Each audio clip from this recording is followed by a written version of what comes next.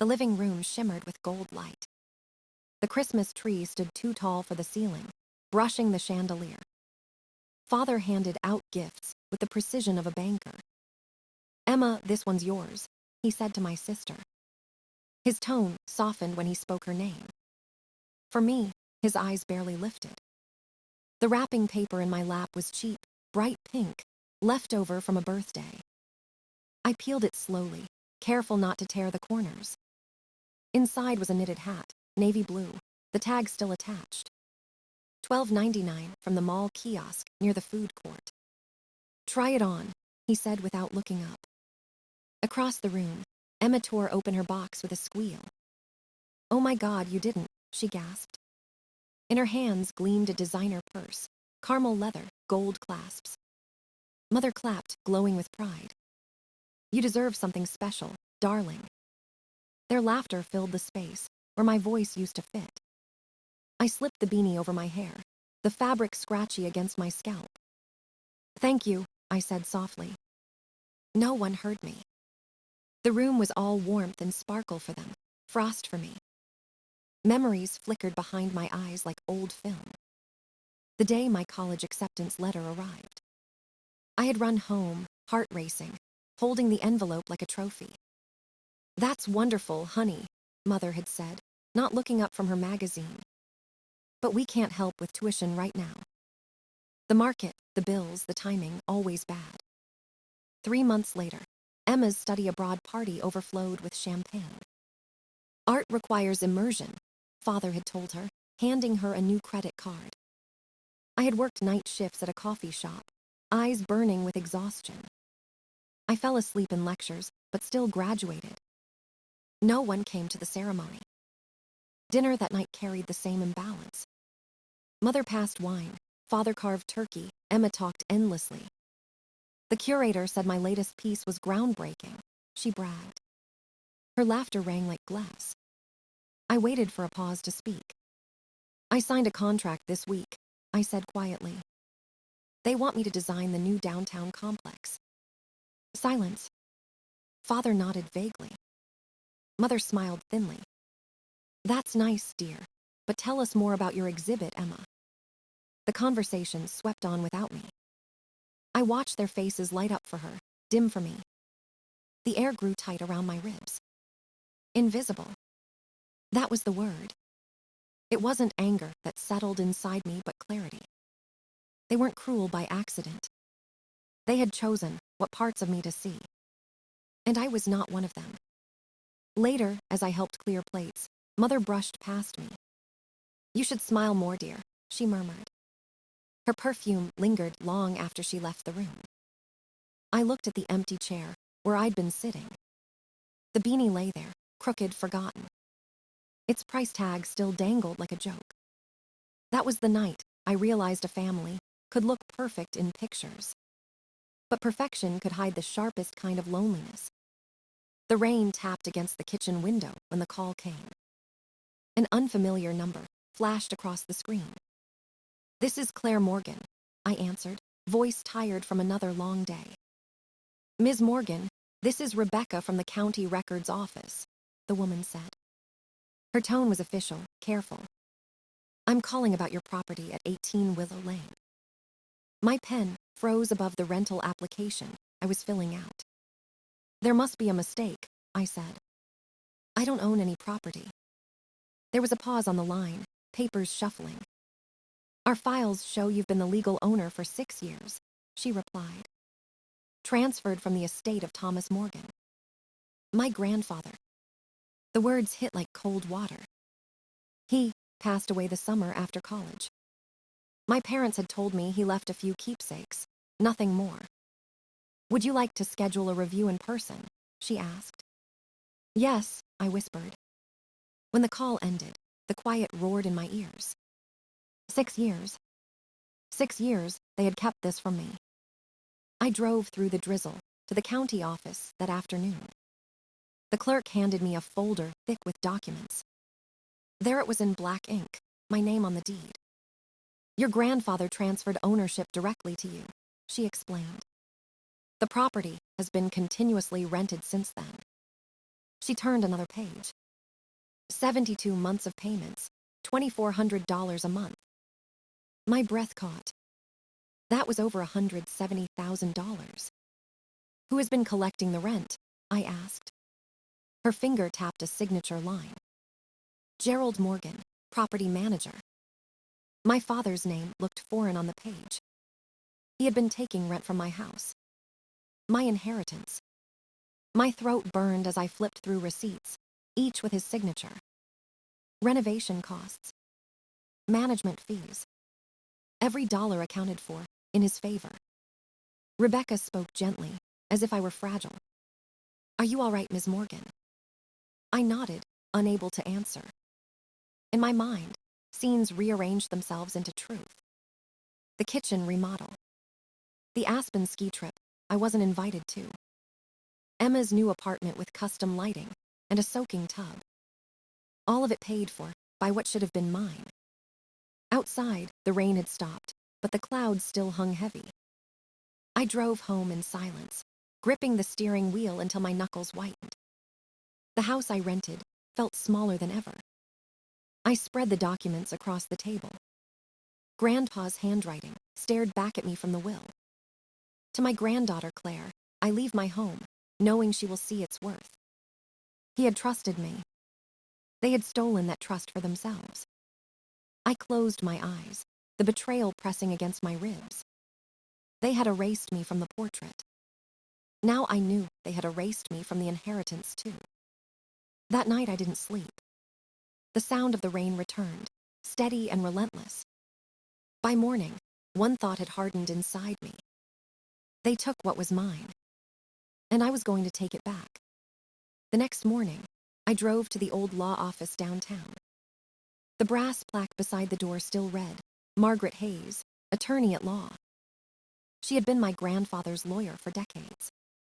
Her silver hair gleamed under the office light as she greeted me. I was wondering when you'd come, she said softly.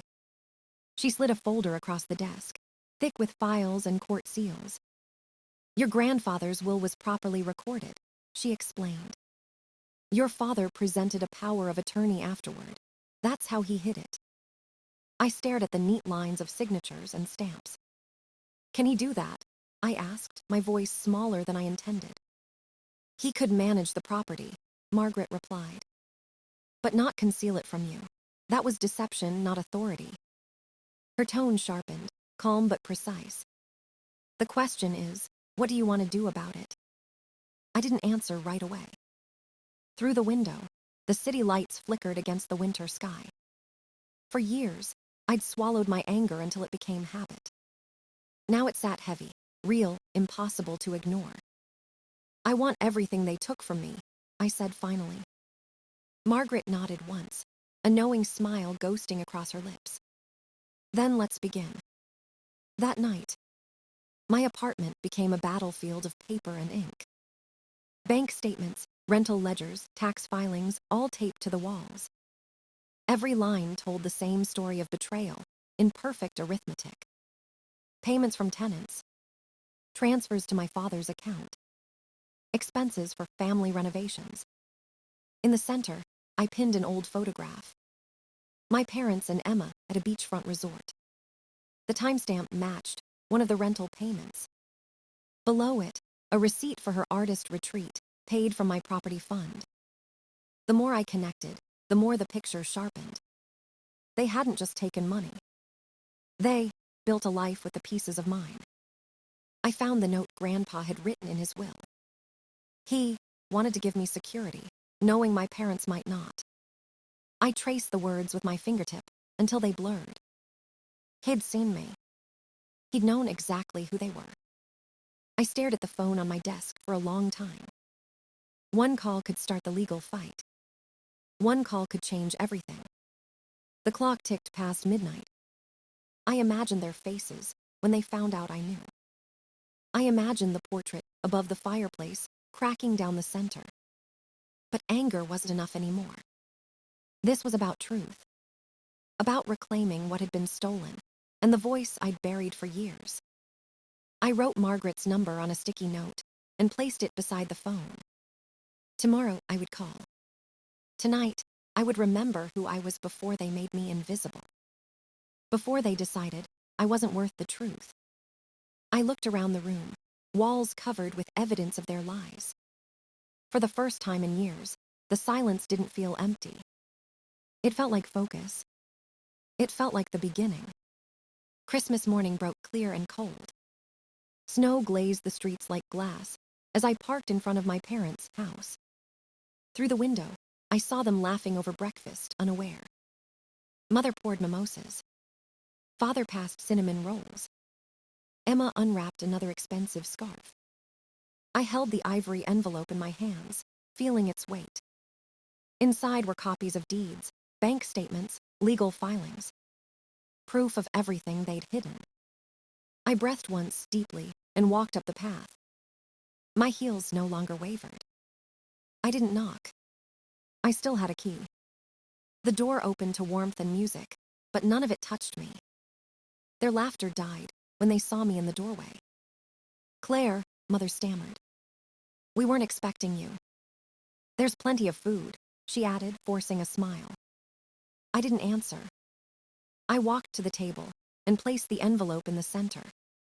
The sound was louder than it should have been. "I think it's time we talked about my inheritance."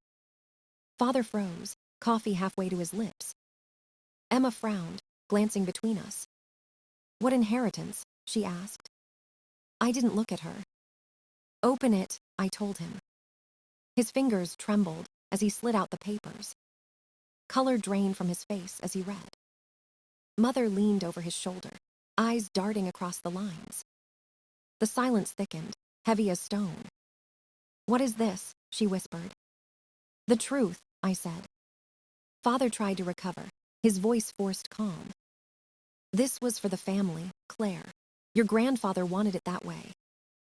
I pulled another page from my folder and laid it in front of him. A photo of their ski trip in Aspen. The date matched a rental payment.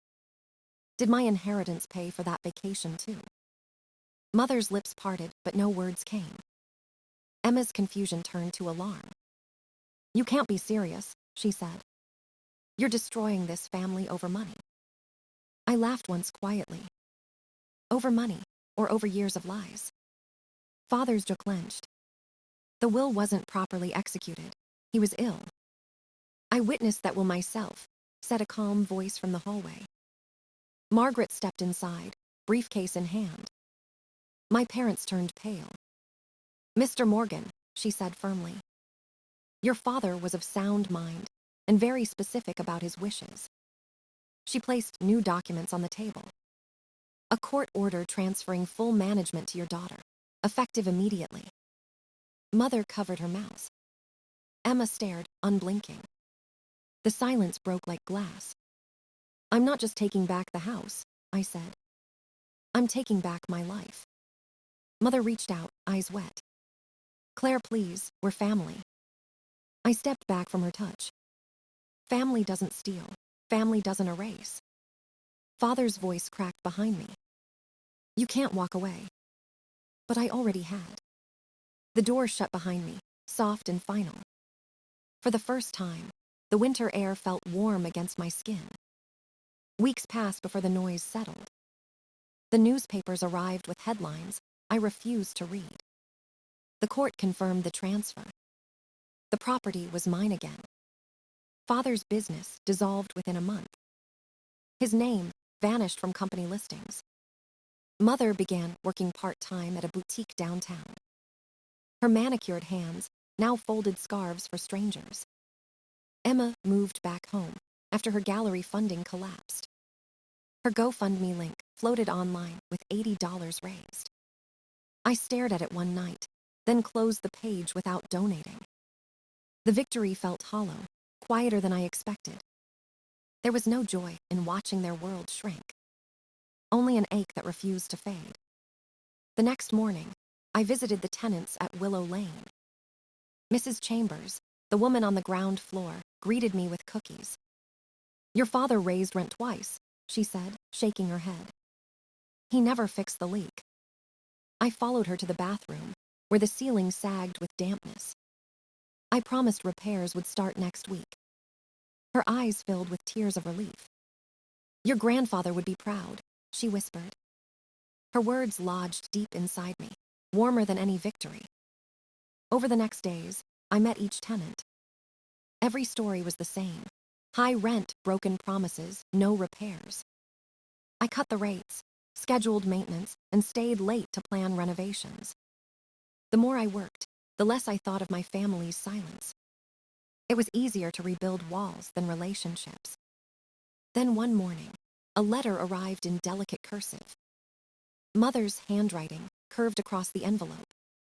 I made coffee before opening it. Inside, her words dripped with politeness, not remorse. "We didn't realize how much that house meant to you. Perhaps we can start over." No apology. No ownership. Just an invitation to pretend.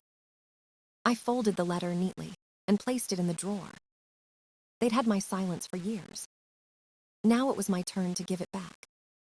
At the hardware store later that week, I almost didn't see her. Mother stood at the end of the paint aisle, holding garden tools. Her designer clothes replaced by jeans and a plain sweater. "Claire," she said softly. Her eyes were red, her hands twisting the basket handle. "You've made your point. Can't we be a family again?" I looked at her for a long moment. She seemed smaller somehow, almost fragile. "We were never a family," I said quietly. "Just people related by blood." Her lips trembled. For the first time, I saw something real in her expression, understanding. I turned away before it could fade. "Have a nice day," I said. The words felt like closing a door. When I stepped outside, the sunlight hit my face. It didn't sting anymore. For the first time in years, it simply felt like light. The house smelled of paint and sawdust again. I spent the morning rolling soft green across the living room walls. The color reminded me of spring, of something beginning. Mrs. Chambers watched from the doorway, tea steaming in her hands. "That shade suits this place," she said with a smile. "Your grandfather would have liked it." I smiled back, shoulders aching but heart light. He used to say a house should breathe with the person living in it. For years, this place had been suffocating under secrets. Now it felt alive. Sunlight poured through the new bay windows I'd installed last week. Dust floated in golden streaks, gentle and quiet. I moved an old frame from the attic and hung it above the fireplace. Not the portrait my parents once made. This one was blank, waiting for new faces, new beginnings. While cleaning the study, my hammer struck something hollow. A loose floorboard lifted easily under my hand. Beneath it, a small wall safe hid behind a faded picture of a sailboat. The combination took 3 tries. Grandpa's birthday. Mine. Then the year he bought the house. A soft click opened the door. Inside was an envelope, my name written in his familiar block letters. I sat down on the floor and unfolded the paper. His handwriting was careful, steady despite the years. "Claire, if you're reading this, you've finally found what was always yours. I'm sorry I didn't tell you sooner. They said it would be better as a surprise. I gave you this house because you build homes wherever you go. Not just with wood, but with kindness." I pressed the paper to my chest, tears smudging the ink. He had seen me, even when no one else did. Tucked inside the envelope was an old photograph. I was 8, grinning gap-toothed beside him, holding a level against a door frame. The image smelled faintly of pipe tobacco and dust. For the first time in years, I laughed out loud. The sound felt foreign but freeing. 2 weeks later, I drove past my parents' street by accident. Their garden was overgrown, paint peeling from the porch. Mother watered wilted flowers in silence. Emma argued on the phone inside. I didn't slow down. The past no longer had a claim on me. That evening, friends gathered at my table: Margaret, Jackson, Mrs. Chambers. We ate, talked, and filled the house with laughter that didn't echo. Someone suggested a photo on the porch. The timer clicked, capturing smiles unforced and real. Later, I framed it and placed it above the fireplace. I sat on the porch swing, the air cool and still. The maple tree whispered in the wind, branches stronger than before. I looked at the keys in my hand, catching the last light of sunset. For years, I waited for someone to make me feel at home. Now I finally understood. Home was never theirs to give. It was mine to build. Night settled softly over the house. The windows glowed with warm light, steady and calm. I sat on the porch swing, the keys resting in my palm. The air smelled of pine and rain, gentle and clean. Inside, laughter from friends drifted through the open door. It didn't sound like noise anymore. It sounded like belonging. The maple tree swayed above me, its branches brushing the roof. I thought of Grandpa's letter, of his quiet faith in me. He had known I would find my way back. Not to them, but to myself. I looked at the photo on the mantle, new faces, honest smiles. No missing piece, no empty space to hide. For the first time, the picture felt complete. All the years of silence, of trying to earn love that never came, faded away. Love wasn't something to win. It was something to build, to choose, to keep. The porch creaked beneath me, steady and alive. I closed my eyes and breathed in the scent of home. This time, it didn't hurt. This time, it was mine.